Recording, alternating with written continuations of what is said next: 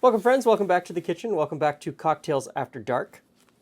Today we're going to do a cocktail out of this 1892 cocktail book called The Flowing Bowl, What and When to Drink. And this was written by the only William, or William Schmidt. And I think he's probably the most important cocktail writer of this time period. But when you go through this book, it's very interesting to see that it's written in probably 3, possibly 4 different voices. So there was quite a bit of copying in this time period. And we don't know what cocktail recipes he actually wrote and which ones he borrowed from other places. And the first third of this cocktail book is all about ingredients.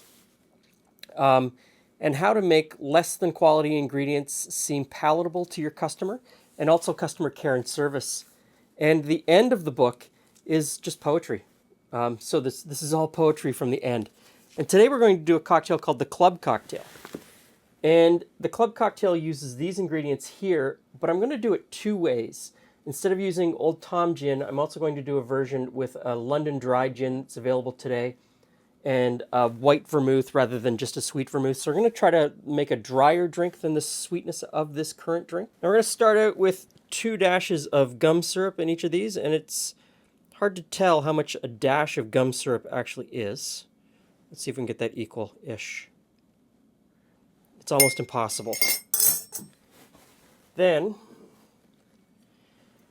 Old Tom gin in the first one. Dry gin in the second one.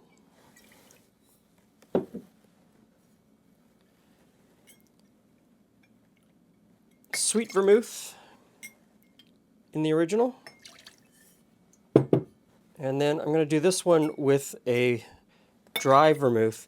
William talks about vino vermouth, and by that he means a red Italian vermouth and French vermouth.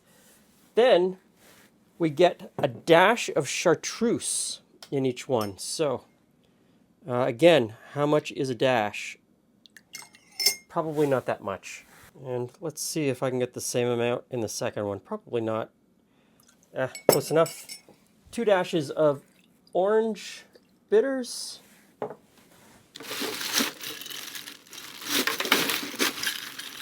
And then we ice these down and give them a stir.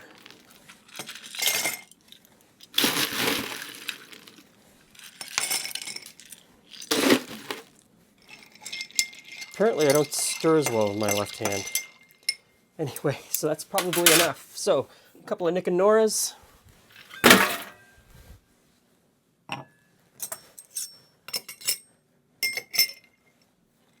And we strain. That got a piece of stray ice.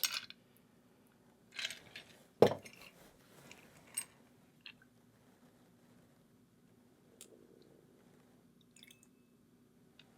there we have 2 versions of the Club Cocktail. Hey, Glen. Hey, friends. 2 versions look very different. So this is the version as written in 1892. Okay. And this is a version with ingredients that are probably more to the taste of today. So that's interesting. I'm going to say this one's probably a little sweeter. Yeah. We'll see. We'll see. Okay, so I'll take the older one first. Okay.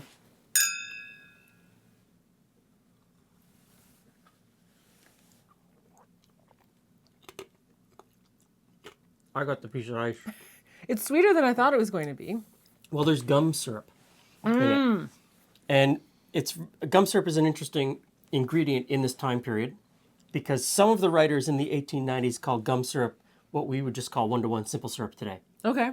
And others say gum syrup and they mean 1-to-1 simple syrup with gum arabic in it. Ah, not the same. Not the same. And they use it interchangeably, which I think is kind of interesting. And even the aroma is completely different. It's wonderful. This one's very different. Yes. Do you have a preference? This one has, to me, this one has sweetness, but there's like a bitter component, and I get more of the botanicals from the gin. Could also be the gin that we're using, since that Dillon's gin is made with rye.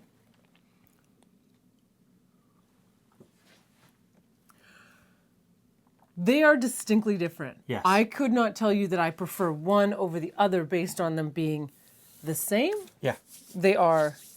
I'm probably more likely to order that one, Me too. I think. I was gonna say this would be my favorite too. but I know a lot of people who would enjoy this one more. yeah, I don't know. I would still, if you gave me that one, I would still be happy. Like I wouldn't be disappointed in having received it. It's still a Does great that make cocktail. sense? It's still a great cocktail. I like them both. If you didn't have them back to back, if I hadn't been given them back to back, and this is the one that I had made today and said, oh, I would say that's a great cocktail. It is a great cocktail. Yeah. So I guess don't be afraid if you look at these older cocktail books. They're not written in stone. The ingredient lists are not written in stone. You're not going to disappoint anyone by making it at home with your own list of swaps. Does that make sense? Yes. I guess it just becomes messy when someone is expecting what's the name of this? A club cocktail. A club cocktail, and they think they're getting this one, but you serve them this one. So you may just need to rename it. True. And it's done, well, you know? here's how cocktails get messy. At some point in the 1920s, after old Tom gin had gone out of fashion and dry gin came into fashion and taste changed, this could be called something completely different. If you know what this is called today, because it could have a completely separate name already at this point, and I'm just not aware of it. Yeah. And there's it's out there. A lot of drinks out there. A lot of drinks out there. Change one tiny little thing and you can change the name. You can name it after yourself? The Glen. No, maybe not. Thanks for stopping by. See you again soon.